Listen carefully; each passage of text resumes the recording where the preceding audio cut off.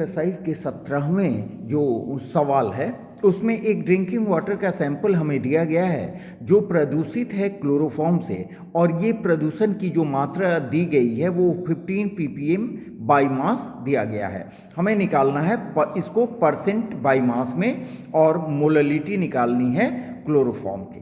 ठीक है, तो ppm का मतलब क्या होता है बच्चों? ppm 15 ppm का मतलब 15 gram of chloroform present in 10 to the power 6 gram of solution. इसका मतलब सॉल्यूट है 15 ग्राम।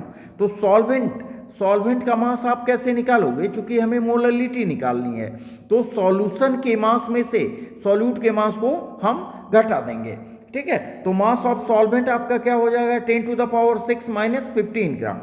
15 ग्राम नेग्लिजिबल है as compare to 10 to the power 6। 10 to the power 6 की तुलना में 15 ग्राम बहुत कम है, इसलिए हम 10 to the power 6 ग्राम को सॉल्वेंट ही मान लेंगे।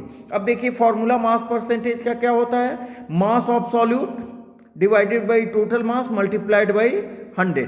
ठीक है, और मोललिटी का फॉर्मूला क्या होता है? यहाँ देखें, molality is equal to number of moles of solute divided by mass of solvent in kg. Number of moles is equal to होता है given mass by molar mass. इसी को हम यहाँ लेके फॉर्मूला बनाए हैं। देखिए यहाँ mass of solute WB by MB divided by mass of solvent in gram, और यहाँ मल्टीप्लाई कर दिया है हमने, मल्टीप्लाई कर दिया है 1000 से।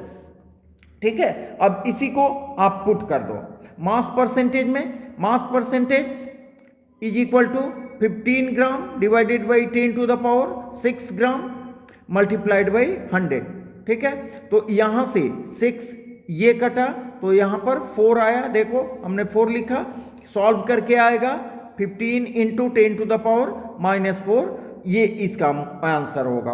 और यहाँ पर मोललिटी के केस में हम क्या देख रहे हैं? यहाँ देखिए गिवन मास 15 ग्राम, मोलर मास है 119.5 ग्राम पर मोल। यहाँ ये हुआ मास ऑफ सॉल्वेंट, ठीक है, और ये हुआ 1000। आप सॉल्व करोगे तो आएगा 0.1255 इंटू 10 to the power 3।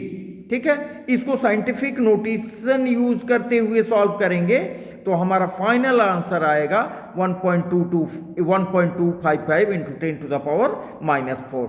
ठीक है, आप अपने भी प्रैक्टिस करो, और इस चैनल को अभी तक आपने सब्सक्राइब नहीं किया है तो बच्चों अवश्य सब्सक्राइब करो, और अब शेयर भी करो, लाइक भी करो, कमेंट्स भी